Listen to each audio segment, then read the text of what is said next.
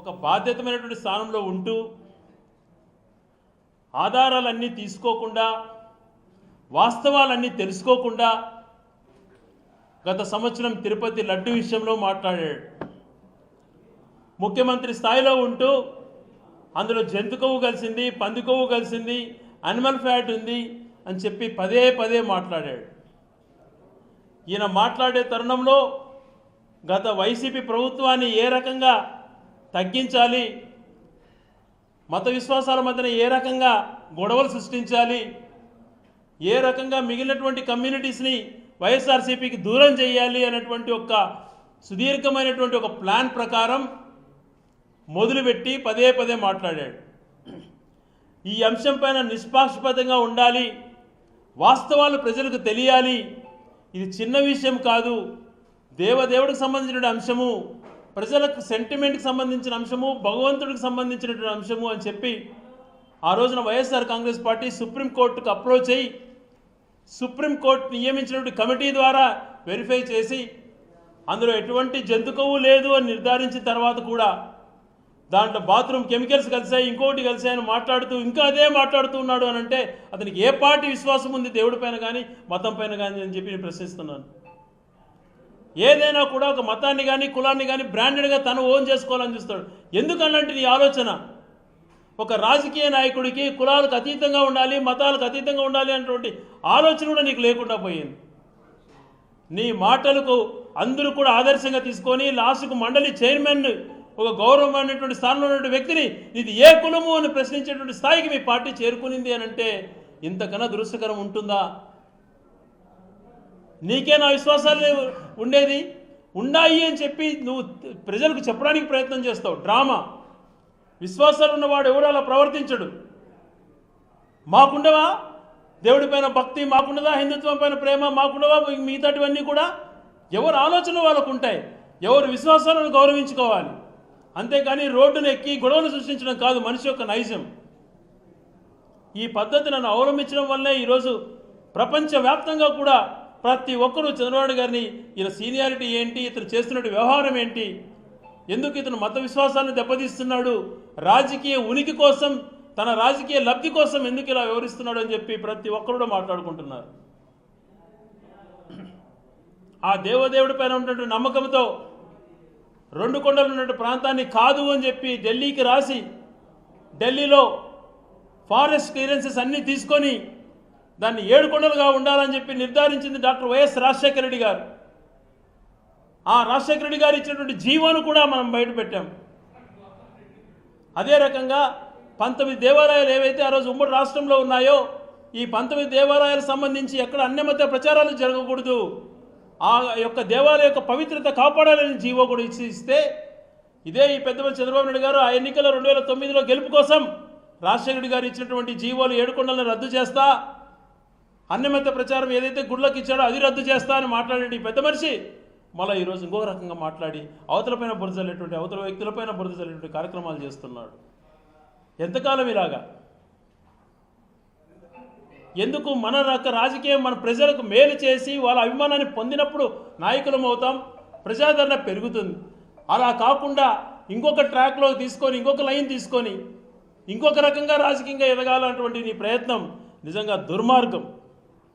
అలాగే గౌరవనీయులైనటువంటి వివేకానంద రెడ్డి గారి విషయం పైన పదే పదే మీటింగులలోకి వచ్చి ప్రాంతాలలో ఆయన బాబాయిని చంపాడు అని మాట్లాడుతున్నాడు.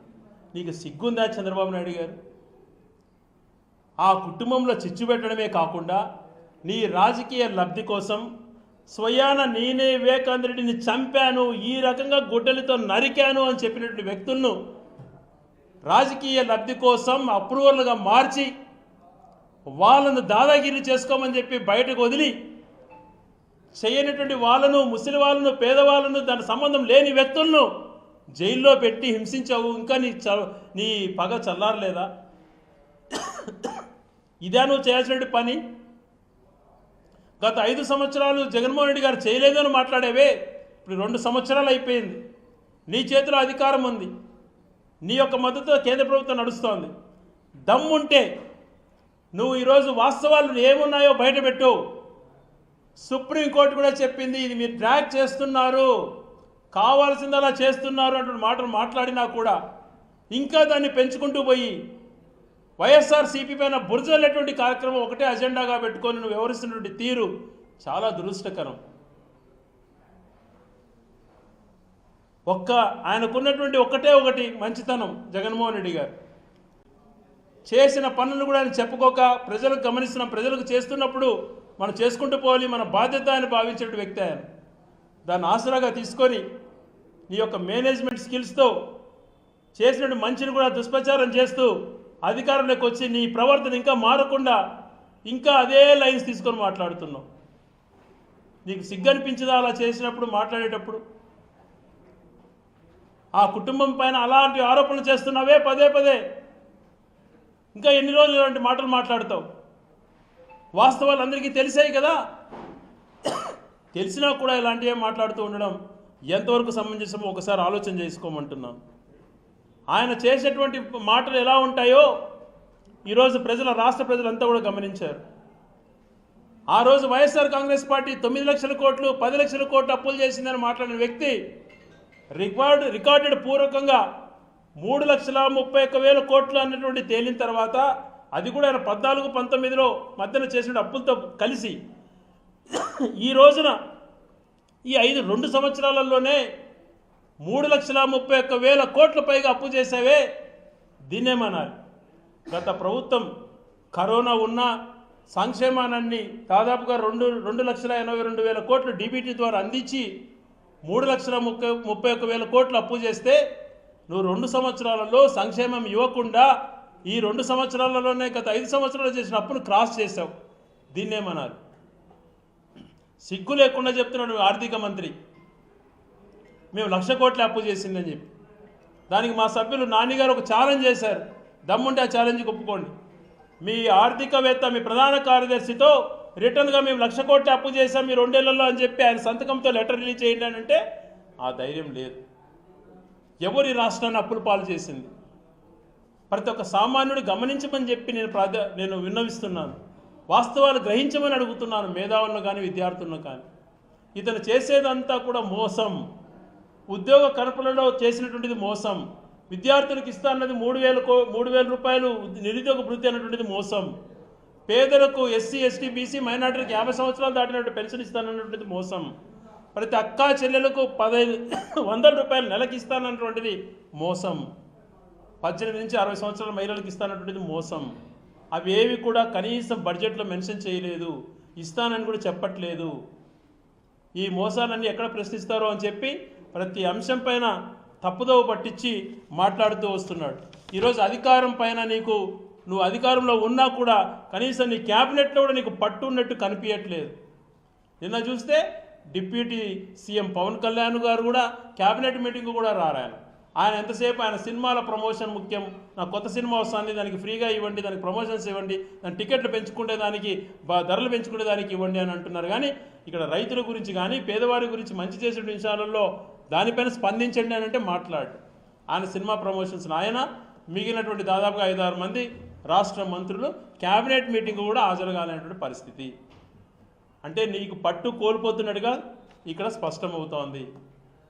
ప్రభుత్వంలో ఉండి 2 సంవత్సరాలలో క్యాబినెట్ మీటింగులు కూడా దాదాపుగా 30% మంది రావట్లేదు క్యాబినెట్ మీటింగ్. అంటే నీకు ఏ రకమైనటువంటి పట్టుందో ఈ గవర్నమెంట్ పైన అటువంటిది అక్కడ స్పష్టమవుతోంది. రైతుల అంశం పదే మాట్లాడుతున్నాను. నేను రైతులకు మేలు చేసేసాను, సంవత్సరానికి నేను చెప్పి 20,000 ఇస్తున్నాను అని చెప్పి. ఏం చెప్పావయ్యా నువ్వు ఎన్నికల్లో? ఊరూరా తిరిగి ఏం చెప్పావు?